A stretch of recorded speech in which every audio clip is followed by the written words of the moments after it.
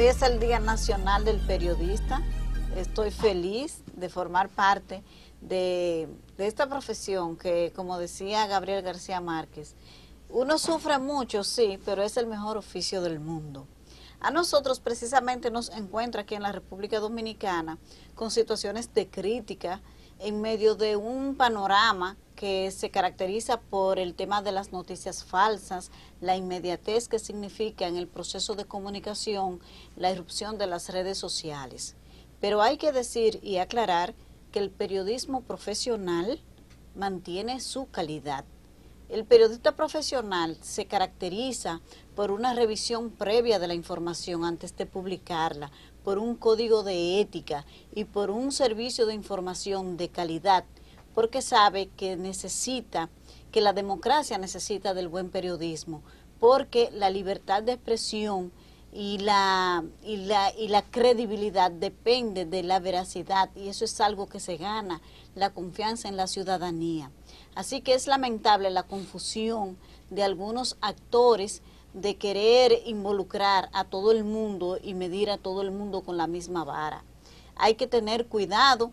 Hay gente que en las plataformas de redes sociales especialmente y en diferentes medios de comunicación se dedican sí al chantaje, eso es cierto, no se puede negar, pero lo que exigimos es respeto por quienes hacen un ejercicio periodístico apegado a la objetividad, a la verdad y sobre todo en defensa de los intereses del país y de la sociedad en sentido general. Así que felicidades, y si dicen algo, pues significa que el trabajo del periodista está llegando. Esto no es un motivo para desalentarse ni para decir no, que usted no se revise, porque la revisión y la autoevaluación tiene que existir siempre, pero también significa la importancia del trabajo que hacemos los periodistas. Así que buenas noches, buena suerte. Comenzamos nuestro programa de esta forma.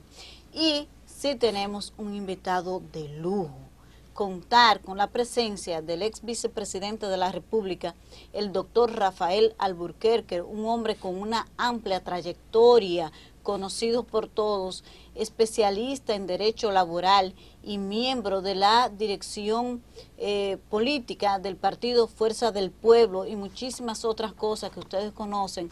Para nosotros es un inmenso honor que el doctor Rafael Alburquerque haya aceptado la invitación a Buenas noches, buena suerte. Bienvenido, doctor. Pues muchísimas gracias, muy buenas noches, buena suerte, y felicitar a todos los periodistas y las periodistas por su día, y tal como tú lo señalas, es como en todas las profesiones, hay buenos, hay malos, pero no hay duda de que sin periodismo no puede funcionar la democracia. Y necesitamos la dirigencia política, el gobierno, todas las instituciones necesitan de una comunicación y de las noticias, de las informaciones. Sin esto es imposible que el mundo avance.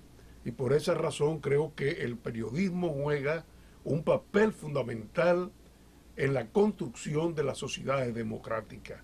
Y de ahí que las tiranías y la dictadura inmediatamente se enfrentan a la libertad de expresión y sojuzgan a un pueblo precisamente haciendo callar a la opinión pública.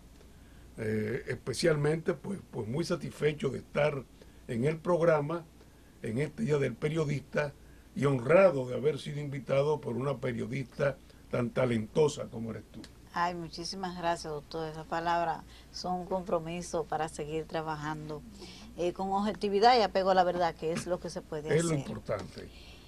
Doctor, son muchos temas que hay que tratar con usted, pero cada vez que yo veo un expeledeísta de la cúpula, no importa, de la base, siempre me viene la interrogante. ¿Se habrá arrepentido de salir del Partido de la Liberación Dominicana para comenzar de cero un proyecto político? ¿Usted se arrepiente de haber salido del PLD? Mire, no es la primera vez que lo hago, lo hicimos también en el PRD. Naturalmente cuesta hacerlo porque, sobre todo después de tantos años, En el PRD nosotros no éramos fundador, por ejemplo, en el caso mío particular, cuando el PRD llega al país, ya había sido fundado en 1937 por Juan Bosch, Juan Isidro Jiménez Grullón, Cotubana Enríquez, Ángel Violán, las grandes figuras del PRD. De manera que yo ingreso por la juventud. Algo muy interesante, nosotros, muerto Trujillo, pues Juan Bosch no era conocido en el país, salvo por muy pequeñas minorías. Yo conocía, por ejemplo, por ser familia antitrujillista, conocía de su historial, conocía a su familia, vivíamos cerca, pero lo conocí en San José de Costa Rica. Bueno, y ahí fue pues que llegamos al PRD, al conocerlo en San José de Costa Rica, en un curso de ciencia política, donde por cierto estuvieron José Francisco Peña Gómez y Milagros Ortiz. Bueno, en el PLD es diferente, el PLD lo formamos nosotros. Juan Bosch se va del PRD y forma el PLD con nosotros. Yo fui de los miembros de la comisión permanente del PLD, la primera comisión permanente, que éramos 5 solamente. Entonces, duele que uno, habiendo construido un partido, formado un partido, uno tiene que irse. Mucho más en el caso del presidente Leonel Fernández, que prácticamente estuvo muy poco tiempo en el PRD por su edad. O sea, que fue el único partido donde él se formó, donde él creció. Entonces duele, pero bueno, nosotros sabíamos que el PLD había sido secuestrado por un pequeño grupo que respondía a los intereses de Danilo Medina, que se estaba desnaturalizando, que se estaba desviando de lo que eran las enseñanzas de Juan Bosch. El pueblo en general conoce el momento en que nosotros nos vamos, pero hay todo en mi historia que habrá que contarle un día, de todo un proceso que se va desarrollando internamente hasta llegar a la ruptura. Entonces, bueno, hay una historia que había que fabricar un nuevo partido, había que crear un nuevo partido. ¿Y qué son esas cosas, doctor, que usted dice que la van a contar un día? Vamos a contarla ahora. No, nosotros veíamos, por ejemplo, cómo se iba atendiendo un cerco en torno a Leonel Fernández. Nosotros decíamos, bueno, pero llegará un momento en que el doctor Leonel Fernández no será más que un sello gomígrafo. Al principio, bueno, pues discutíamos las cosas,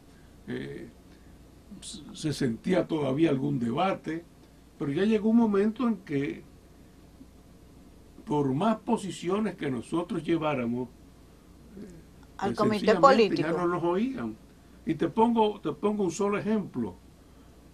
Nosotros insistimos mucho en que había una decisión de la Suprema Corte de Justicia que declaraba inconstitucional el voto con el padrón, el voto interno, las elecciones internas abiertas con el padrón de la Junta Electoral, de la Junta Central Electoral. Lo explicamos jurídicamente, lo explicó Leonel, lo expliqué yo, Franklin Almeida. ¿Sí? Bueno, y no había forma de que nos oyera. Bueno, y al final se impuso la votación sobre la base del padrón de la Junta Central Electoral. Entonces, bueno, dijimos, bueno, por aquí no nos oye nadie, ¿para qué estamos aquí? No es fácil, definitivamente. Y vamos... Mira, y te voy a dar un solo caso que no es una expresión mía, sino de Lijamada Melo. Cuando terminó el Congreso, Jorge Botello, y se escogieron, se amplió el comité político a 35 miembros, con excepción del compañero Radamés Jiménez, todos los demás fueron de la corriente de Danilo. Obviamente impuestos por la mayoría mecánica de la dirección central. Tú me dirás, bueno, yo tenía mayoría, esa es la democracia, se perdió y se acabó.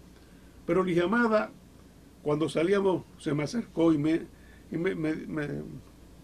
utilizó una expresión que nunca se me va a olvidar. Me dijo, óigame, doctor, el partido se se fracturó, se perdió el partido, se dividió. Digo, pero ¿por qué tú dices la llamada? Al fin y al cabo fue una votación, si yo tenía mayoría, ¿qué vamos a hacer? Y me dijo, mire, cuando el equilibrio se pierde en un partido, el partido se fracciona. Eso fue en el 2014 por ahí Sí, que ella le me dijo la llamada. Y es la verdad, porque en todo partido tiene que haber mayoría y minoría, pero tú tienes que conservar precisamente esa expresión de la minoría, no atropellar, no abusar del poder de la mayoría. Tiene que darle expresión a la minoría para que se pueda manifestar. Y me dijo, aquí se perdió el equilibrio.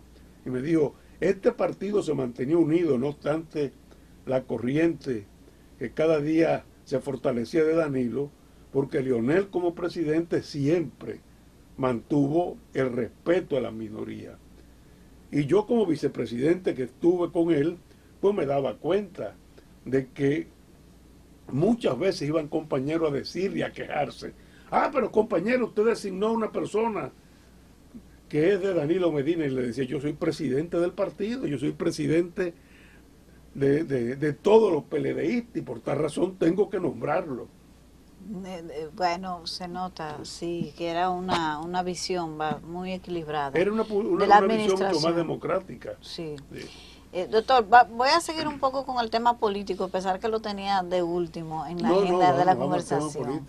La Fuerza del Pueblo, su partido, ha concluido la primera etapa del Congreso Constitutivo y ahora va a la elección de las autoridades. ¿Cuáles autoridades que van a elegir? ¿En qué fecha? Si ya tienen el padrón, ¿cómo es ese proceso? Bueno, vamos a elegir todas las autoridades, desde las autoridades de base. Tenemos que elegir las autoridades de base, integrar las direcciones de base, integrar las direcciones medias, que son pues las direcciones de provincia, las direcciones municipales, de distritos municipales, si son provincias o municipios muy grandes que están divididos, provincias que están divididas en circunscripciones electorales, las direcciones de circunscripciones electorales, como es el distrito y Santiago, y luego pues tenemos que elegir la dirección central del partido. Entonces, el Congreso que acaba de terminar, el profesor Juan Bosch, pues ya definió todo lo que es la línea política del partido, tenemos ya los estatutos redactados, preparados, todo eso ahora hay que darlo a conocer y en principio pues hemos hablado de realizar el Congreso Manolo Tavares Justo, que va a ser un Congreso único y exclusivamente elector en el mes de septiembre. Pero eso no es una fecha definitiva todavía. En principio sería en septiembre, pero tenemos que ver los trabajos que hay que realizar, hay que crear una comisión electoral. El cargo de secretario general también se va a escoger en ese proceso, Sí, porque se ha dicho que hay un acuerdo con la antigua dirigencia del PTD, Partido de los Trabajadores Dominicanos, para conservar ese cargo para ellos. Hay un acuerdo, efectivamente, cuando el PTD generosamente pues nos brindó el instrumento para nosotros poder crear el partido, que era el antiguo PTD, y en ese momento se acordó una dirección política provisional en que se establecía el número de antiguos PLDistas que iba a haber en la dirección política y el número de antiguos miembros del PTD que iba a haber en la dirección política. Ese acuerdo pues hay que mantenerlo. Nosotros seríamos unos mal agradecidos si nosotros no... Primero tenemos que respetarlo porque es un acuerdo, y segundo tenemos que ser agradecidos con aquellos compañeros y compañeras que nos fueron generosos en el momento en que nosotros estábamos siendo duramente golpeados por las instancias del gobierno anterior. ¿Y cómo van a armonizar eso? Porque yo escucho a algunos dirigentes de la Fuerza del Pueblo, que no son del PTD necesariamente, que dicen que van a ir a competir por el cargo de secretario general. Mira, yo no creo que, como te digo, no creo que nadie pues pueda tener, abrigar. Puede ser que lo diga en un momento determinado, pero yo creo que los acuerdos se hacen, los acuerdos son pacta sub servanda, decíamos nosotros cuando estudiábamos Derecho. O sea, los pactos obligan, somos siervos de lo pactado.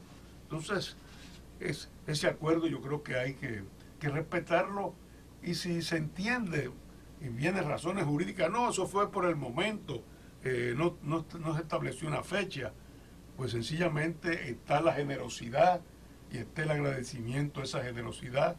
Y yo creo que la inmensa mayoría de los compañeros y las compañeras de la Fuerza del Pueblo saben del valor, de la valentía, de la capacidad del compañero Antonio Florián, y todos los vamos a apoyar. Hay un otro tema vinculado a su partido y es el enfoque opositor. Por momentos uno nota como que hay una tregua, una pausa. No sé si obedece a estrategia política, a la propia alianza que su partido ha venido desarrollando desde la oposición con el Partido Revolucionario Moderno, pero ¿cómo va a ser el enfoque de la oposición si ya lo definieron concluyendo el Congreso? ¿Para qué te refieres? ¿Que si estamos en oposición? Obviamente que no, sí. que no lo están haciendo, doctor, no se sienten. ¿Eh? No están haciendo oposición tan lento, como en pausa. No, si estamos haciendo oposición, yo creo que lo que pasa es lo siguiente: nosotros somos políticos responsables y sabemos que el país está en una situación económica y social muy difícil. Nosotros no podemos jugar a que el país colapse, porque si el país colapsa, va a colapsar y se va a llevar la democracia. Entonces, nosotros estamos haciendo una oposición constructiva, una oposición, por ejemplo, con el caso de las vacunas. Le dijimos, bueno, señores, tienen que resolver el problema de las vacunas. Lo exigimos, lo reclamamos, bueno, lo están cumpliendo. En el caso del incremento de los precios de los artículos de primera necesidad, lo planteamos. El presidente Fernández dijo, le advirtió, están subiendo los artículos de primera necesidad, hay que tomar las medidas necesarias. De modo pues que advertimos, reclamamos al gobierno que rectifique, que adopte posiciones que sean en consonancia. Por ejemplo, respecto al discurso del 27 de febrero, le dijimos, no se olvide de la consigna de Peña Gómez, primero es la gente, no se olvide de la consigna nuestra, comer es primero, no desmonte los programas sociales. Y lo estamos exigiendo, lo estamos reclamando, no desmonte los programas sociales, porque un desmonte en estos momentos de los programas sociales pues va a provocar un mayor disgusto. Ya hay disgusto por la situación económica que estamos viviendo. Entonces, no quisiéramos que el país vaya a colapsar, porque se nos lleva todo, sería como un ciclón que arrasa todo. Entonces, por esa razón, hacemos una oposición constructiva y la vamos a seguir haciendo. Ahora vamos a hablar de un tema que, aunque el doctor Alburquerque lo tocó, es el que más sabe del tema de los programas de asistencia social, porque le tocó, mientras fue vicepresidente de la República, desarrollarlo. En medio de la crisis se extendió el programa, tanto en la cantidad de personas como en la cantidad de dinero que reciben los beneficiarios. Ahora el gobierno ha dicho que este mes cesa el programa provisional de Quédate en Casa. ¿Qué cree usted de esto? ¿Hay posibilidades reales de que el gobierno pueda continuarlo? Y ellos dicen que entonces van a aumentarle al doble a los que tenían solidaridad, la tarjeta Solidaridad originalmente. Mira, ellos lo llevaron de 850,000 hogares a 1.500.000, que me pareció importante en ese momento. Y aumentaron entonces el subsidio, que era también de 850 pesos mensuales a 1.600. Lo que se han planteado es, bueno, la promesa de campaña de Abinader fue duplicar la tarjeta, llevarla a 1.600 pesos. Ahora, el programa Quédate en Casa, ellos lo visualizaron como un programa provisional mientras durara la pandemia. Están hablando de suprimir ese programa. Suprimir ese programa quiere decir que los que se están beneficiando de él, que son casi 700.000 hogares para llegar de 800 al 1.500.000, pues perderían el ingreso de 1.500 pesos y quedarían sin nada. Estamos hablando de que en estos momentos, ahí están las estadísticas, de un 11% del desempleo ha subido a 21%. Entonces, el empleo informal ha subido a 60% casi. De manera que hay que tener cuidado. Por eso el presidente Fernández ha dicho, no desmonten los programas sociales. En la gestión del presidente Fernández, pero lo tocó a usted administrar y desarrollar estos programas. ¿En cuánto quedó el número de beneficiarios cuando usted entregó, la doctora Margarita, después que ocupó la vicepresidencia, también administró estos programas? ¿Y en cuánto fue que lo dejó el gobierno de Danilo Mira, nosotros Medina? comenzamos en cero, lo dejamos en 700.000 hogares pobres, y luego, ya en el gobierno de Danilo Medina, pues lo llevaron a 850.000 hogares. O sea, 100.000 y pico de personas fue que Sí. agregaron al programa. Sí. En 8 años es como poquito, pudo haberse ampliado más quizás. Bueno, O no hay tampoco- tantos pobres. Tampoco hay que medirlo así, porque en la medida en que la pobreza va disminuyendo, también tiene que disminuir el programa.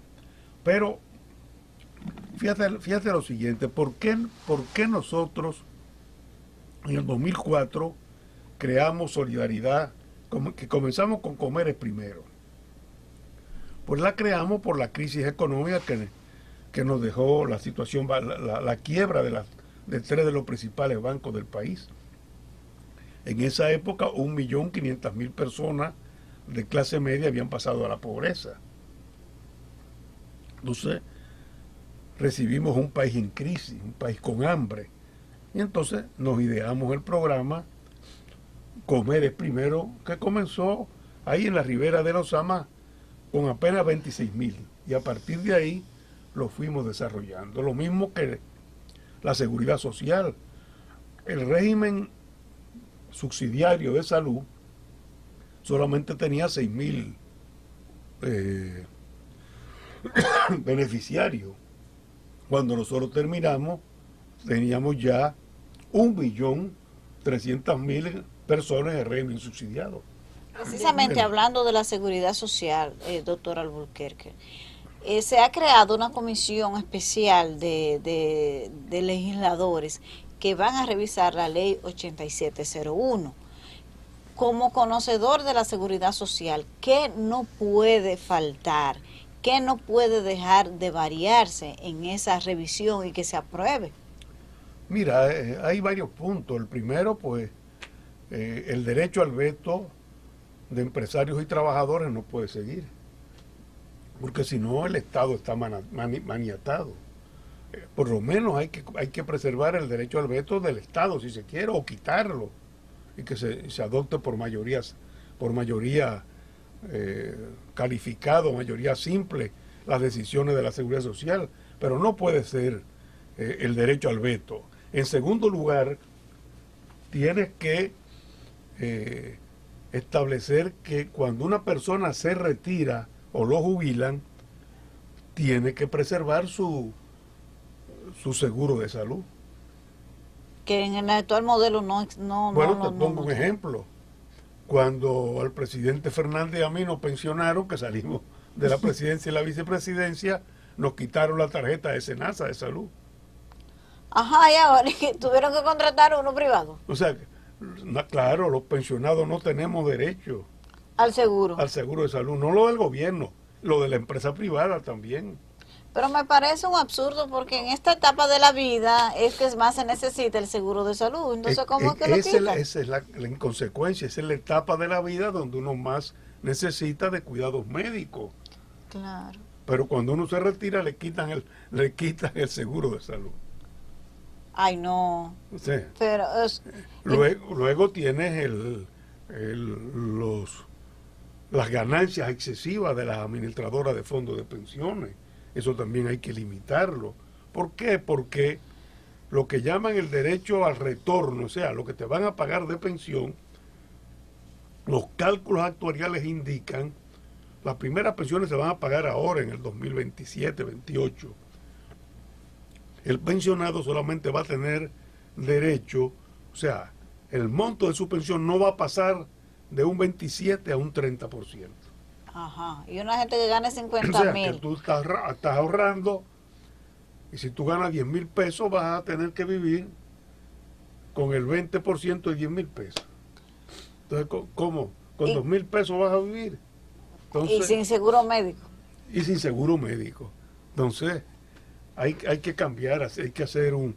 Por cierto, vi en estos días que el CONEP está de acuerdo en que se haga una reforma integral al sistema de la seguridad social. Fue una ley hecha en el 2001, tiene su historia. En el año 96-2000 se presentaron dos proyectos de ley. Un proyecto de ley que lo elaboramos nosotros desde el Ministerio de Trabajo, que fue un proyecto de ley consensuado con la Organización Internacional del Trabajo. Y un proyecto de ley que presentó el senador Iván Rondón, que era del PRD. Bueno, el asunto se llevó a la discusión en el Senado, hubo discusiones muy fuertes en el Senado, y al final terminó el gobierno y no se aprobó ninguno de los dos proyectos. Llegó el gobierno entonces de Hipólito Mejía, y entonces ya ahí el Senado era mayoría del PRD, y aprobaron el proyecto del senador y rechazaron el proyecto que nosotros como gobierno habíamos sometido. Que era un sistema mixto que establecía un doble pilar, un pilar solidario, que iba a ser el pilar obligatorio para todo el mundo, y luego un pilar complementario que uno pagaba voluntariamente si quería tener mejores pensiones y mejores servicios de salud. Bueno. Pero, y te garantizaba de entrada un 40% del último sueldo como pensión como mínimo. Pero Doctor, no pasó. No hay que ser un visionario ni conocer tanto de seguridad social como usted para uno pensar que cuando lleguen entonces estas primeras pensiones tan reducidas como se ha planteado, vaya a haber protestas y exigencias de toda naturaleza. Bueno, tú lo has visto en Chile. En Chile ha habido grandes protestas contra las AFP, hasta el punto que la presidenta Bachelet tuvo que intentar una reforma que ha venido a limitar, ¿no es así?, el sistema chileno de capitalización individual, que fue el que nosotros copiamos. Entonces aquí usted piensa que va a pasar exactamente lo mismo, según su visión. Nosotros aquí, si no se reforma rápidamente, el día que comiencen a pagar las pensiones va a haber problemas. Eso no es inevitable si no se reforma. Sí, no hay que hacerlo. Y las exigencias, hay protestas para que el dinero se devuelva, comienzan con un 30%, pero como que yo tengo la aprehensión de que comenzando con un 30% para seguir después que no, que me den más. ¿Usted qué piensa de eso? Mira, nosotros lo que hemos planteado es que la crisis no la deben pagar los trabajadores.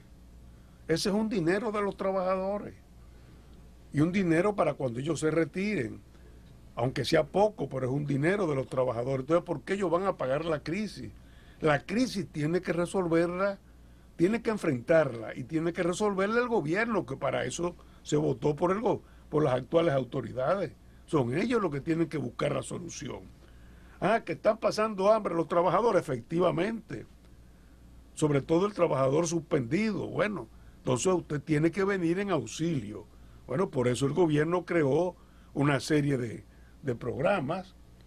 Bueno, me van a decir, bueno, pues ya no hay más dinero. Bueno, si hay que seguir endeudándose, lamentablemente hay que seguir endeudándose.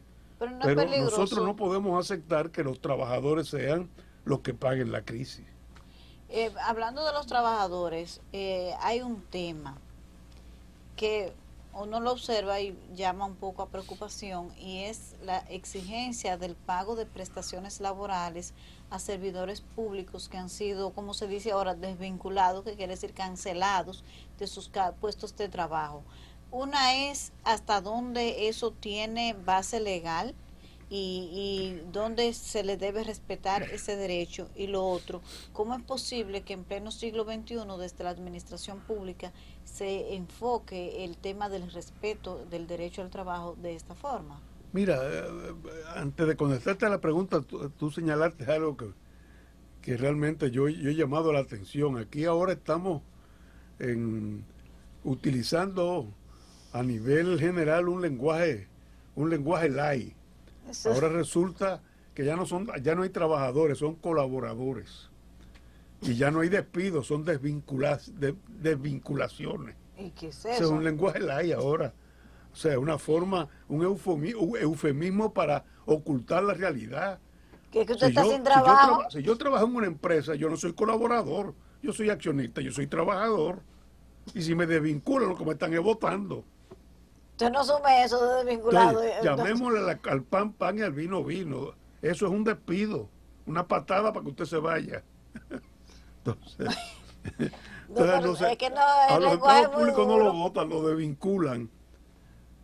Y el que limpia aquí en una empresa, el que limpia en una empresa, el becarógrafo en una empresa, el periodista, el camarógrafo, ya no es trabajador, es colaborador. No. Hágame el favor. Entonces, aclarada esa situación, efectivamente yo creo que es una falta a la dignidad de la persona, una violación a la dignidad de la persona. Y no me refiero a este gobierno, cualquier gobierno, y si nosotros lo hicimos, pues también lo hicimos mal hecho. O sea, en los Estados Unidos el presidente Biden solamente puede cambiar 300, 400 empleados. Los demás empleados son empleados de carrera y hay que respetarlo. Ahora usted me dice, bueno, yo llegué al Ministerio de Hacienda. Bueno, que yo quiera tener el director administrativo, bueno, eso es un cargo político, perfecto. Pero ¿por qué al que maneja una computadora lo voy a cambiar? ¿Por qué? ¿Por qué voy a despedir a la muchacha que limpia el piso? ¿Por qué al mensajero? O sea, muchos de esos empleados o funcionarios públicos no son ni siquiera de un partido político, ni siquiera de un partido político.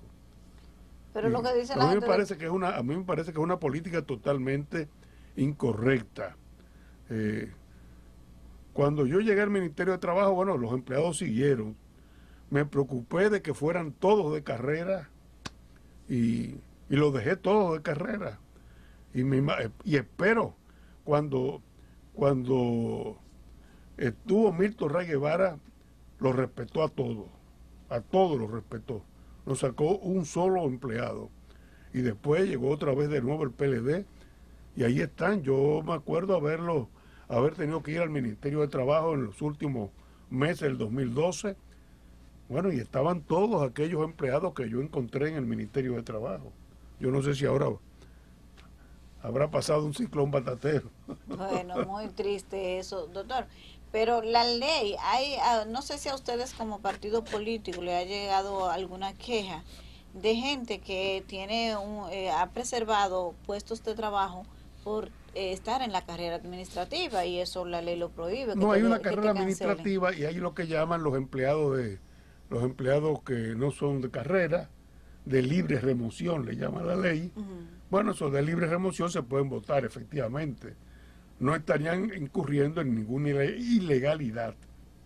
Pero desde el punto de vista de la humanidad en momentos de crisis como este, bueno, es una situación bien complicada, aunque me van a decir, bueno, pero ellos tenían mucho tiempo abajo y es natural que quieran pues emplear su gente, bueno.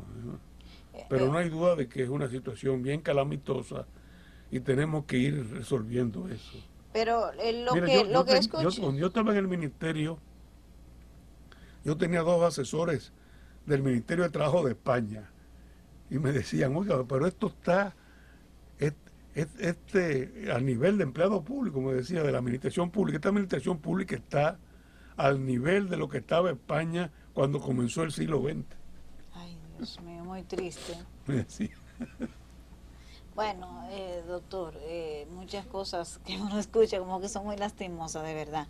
Pero he escuchado una denuncia de que hay empleados que tienen un cargo, vamos a decir, usted tiene un cargo más o menos ya alto en una institución pública, y las nuevas autoridades lo que hacen es que lo degradan a bajarlo al punto de a donde usted alcanzó su categoría. Vamos a suponer, si usted entró como secretaria, por poner un Sí. caso, a la carrera administrativa y ahora ya usted es asistente o director de un departamento, lo bajan a la categoría de secretaria. He escuchado muchas denuncias. No sé si a ustedes como partido le ha llegado y me gustaría conocer su Mira, no. valoración legal de esa acción. Mira, una degradación está prohibida, obviamente. O sea, no es posible que tú hayas avanzado en la carrera y que tú estés en un nivel y te bajen a un nivel inferior. Eso no es posible. Excepto si tú tienes una función política, en ese caso tú eres empleado de carrera, estás en la carrera, te nombran director de tal departamento, pero tú sigues en tu carrera. Y cuando viene el nuevo gobierno, viene un nuevo director y tú vuelves de nuevo a tu carrera. Ahí no habría ninguna violación. Para poner un ejemplo que me entiendan, el Ministerio de Trabajo, yo soy inspector de trabajo. Bueno, si me nombran director de la inspección de trabajo, bueno, eso es un cargo político. Bueno, una vez que me quiten, yo vuelvo de nuevo y sigo siendo inspector de trabajo. Ah, bueno, pues Sí, explicó bien eso, sí. porque he escuchado a algunas personas hablar de que se trata de una violación, Por, ejemplo, pero por ejemplo, los directores, los médicos, por ejemplo. El otro día lo vi con Waldo Ariel Suero. Dice, no, yo no me opongo a que, o sea, a que quiten a un director de un hospital. Es un cargo político, bueno. Pero si usted lo quitó, él sigue su carrera de médico en el hospital. sí, claro. Entonces no me lo vote como médico. Doctor Alburquerque, ustedes tienen un candidato a defensor del pueblo, el doctor Henry Merán, que es un dirigente de su partido, ha sido seleccionado en la terna que presentó la Cámara de Diputados al Senado, pero parece un poco complicado, se ha ido complicando la elección. Mira, lo que pasa es que la ley lo que establece es que el ejercicio del defensor del pueblo, pues la persona una vez que es elegida no puede estar en ningún partido político. Bueno, la situación es muy clara. Tan pronto sea elegido, pues Henry Merán tiene que apartarse inmediatamente, renunciar de la fuerza del pueblo. No es que no lo puedan elegir, lo pueden elegir. Ahora, él en sus funciones no puede ser miembro de un partido político, en este caso de la fuerza del pueblo. De manera que no hay, eso lo examinamos, lo estudiamos nosotros, no hay ninguna incompatibilidad legal, ninguna prohibición legal para que él pudiera presentarse como candidato. Bueno, fue felizmente cogido por la Cámara de Diputados en la terna. Vamos a ver ahora cuál va a ser la solución del Senado, que esperamos, bueno, que lo elijan. Conocemos a Henry Merán, es una persona muy capacitada, abogado, muy preparado, con maestrías hechas en universidades de España, Doctor, sobre pero todo es que especialista en cuestiones de derechos fundamentales, que es lo que precisamente se busca en un defensor del pueblo. Pero es que la fuerza del pueblo no tiene votos suficientes para elegir a Henry Merán, que es el candidato que ustedes apuestan. Entonces tuvo que haber algún tipo de acuerdo previo con el PRM o una conversación en el sentido de que ellos puedan apoyarlos a ustedes para elegir al defensor del pueblo. ¿Eso pasó? No, que sí, sencillamente nosotros tampoco tenemos mayoría en la Cámara de Diputados, pero no te olvides que hay una serie de fuerzas que inciden e intervienen tanto en la Cámara de Diputados como en el Senado. Bueno, y se necesitan votos de un bloque con relación al otro bloque y al otro bloque. Bueno, y ahí dentro del mismo Congreso se van tejiendo esos acuerdos. Bueno, yo te apoyo fulano y tú me apoyas a Sutano, pero no por una conversación que se reúna el presidente Fernández, el presidente Abinader, no, de ninguna manera. Son atributos propios de los diputados y los senadores. Entre ellos, bueno, pues van tejiendo esas alianzas, esos acuerdos, y como dice nuestro pueblo, el que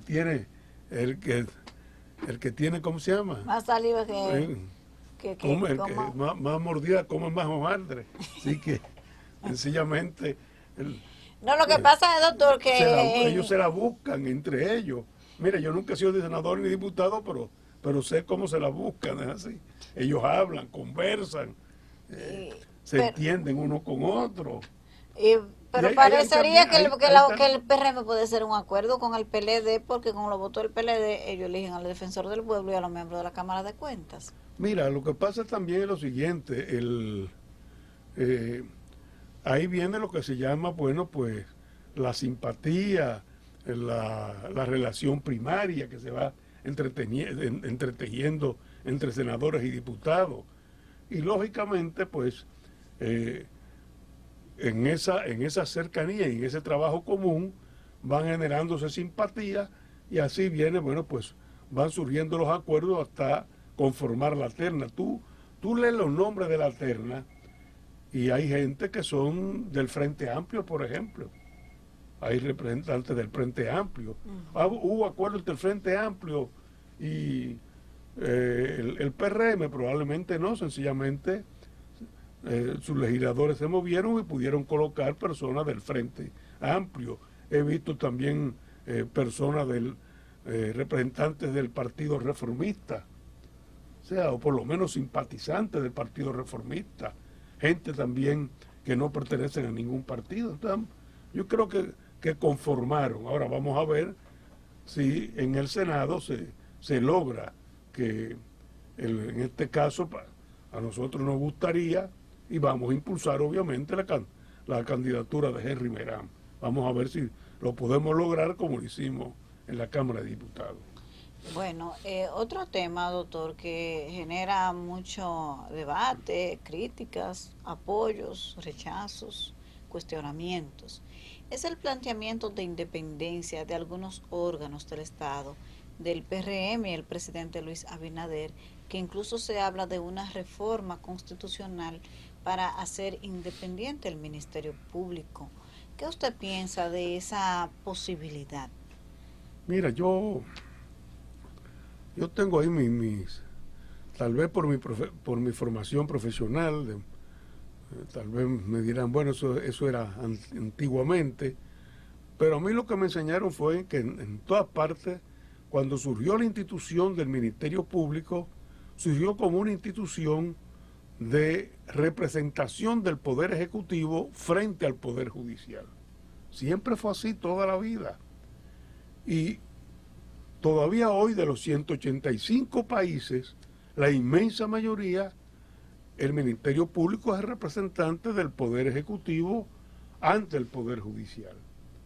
¿Por qué? Porque se supone que el Ministerio Público representa a la sociedad, y que el Poder Ejecutivo, que ha sido electo, pues representa esa sociedad, y son ellos los que llevan el impulso de la acción pública. ¿Quién elige, por ejemplo, el Ministerio Público en los Estados Unidos? Bueno, el presidente de la República. Donald Trump lo hacía y ahora lo hace Biden. Pero ¿quién lo elige en España? ¿Quién lo elige en Francia? O sea, en todas partes del mundo lo escoge. Y en la Constitución actual, la del 2010, establece muy claramente que el Ministerio Público debe ejercer sus funciones en forma independiente. Y lo vimos en los Estados Unidos cuando Trump quiso imponer en el Ministerio Público, le quiso decir, bueno, tiene que llevar la acción de que esta fue unas elecciones fraudulentas. Le dijo, no señor, de ninguna manera. Y fue él que lo designó. Entonces, yo creo que lo importante es que la persona designada sepa que él tiene la independencia suficiente para poder decirle al presidente de la República, no, esto es lo que hay que hacer. Ahora, si no es el presidente de la República, que es el Consejo Nacional de la Magistratura que lo va a designar. Hay voces en ese sentido. Bueno, y cuando el Consejo Nacional de la Magistratura lo controla el partido del presidente de la República, no es lo mismo. Bueno, sí. Entonces, bueno, alguien tiene que designarlo. Y cuando no lo controla, bueno, pues entonces va a haber un acuerdo. Incide. Doctor, hay otro tema que quería conversar con usted ya al final del programa, y es que me haga una evaluación así de los primeros 8 meses del gobierno del presidente Abinader. Yo sé que usted es de la oposición, pero también sé que usted tiene mucho criterio, que es un político objetivo. De los primeros 8 meses del gobierno de Abinader. Bueno, mira, muy brevemente, yo creo el gobierno pues asume en una posición, en una situación muy difícil, en una pandemia, una crisis sanitaria que ha degenerado en una crisis económica y una crisis social profunda, y ha tenido que concentrar sus esfuerzos en tener que combatir la pandemia. Ha tenido logros, obviamente. Yo creo que al final pues pudo lograr incrementar las pruebas para determinar si una persona tenía el COVID o no, aunque en estas últimas semanas he visto que han disminuido las pruebas. Eso no puede fallar, porque es la única forma de poder tener un protocolo seguro de cómo combatir las pruebas. Bueno, ha tenido que dedicarse fundamentalmente a eso, y lo otro es la gran preocupación que sí tenemos nosotros, es el desmonte de los programas sociales. Fase 1 ya la desmontaron desde enero, que es la que se entregaba a las empresas, o fase 2, mejor dicho. Fase 1 irá disminuyendo en la medida en que los trabajadores van ingresando a las empresas de nuevo, pero yo creo que el llamado que yo puedo hacer, sobre todo en estos momentos, al presidente Abinader y al gobierno, es el que se ponga mucha atención en todo lo que tiene que ver con el desempleo en la República Dominicana. Es evidente que no se tiene una varita mágica para resolverlo, pero no hay duda de que en lo que eso llega, que va a depender mucho del turismo, hay que tener políticas de empleo activas, políticas de empleo dinámicas que impidan que continúe creciendo la pobreza en la República Dominicana. Entonces, bueno, hay programas de emergencia que se pueden hacer. Todos esos trabajadores desempleados, bueno, si hay que pintar lo que hizo Roosevelt en la Gran Depresión en el 37, si hay que pintar las casas de ciudades, hay que pintar las casas, si hay que ir a las carreteras a limpiarla de maleza, lo que llamaban en España en la época de crisis el peón caminero. Bueno, pues se emplean personas en esa situación, reparar caminos vecinales.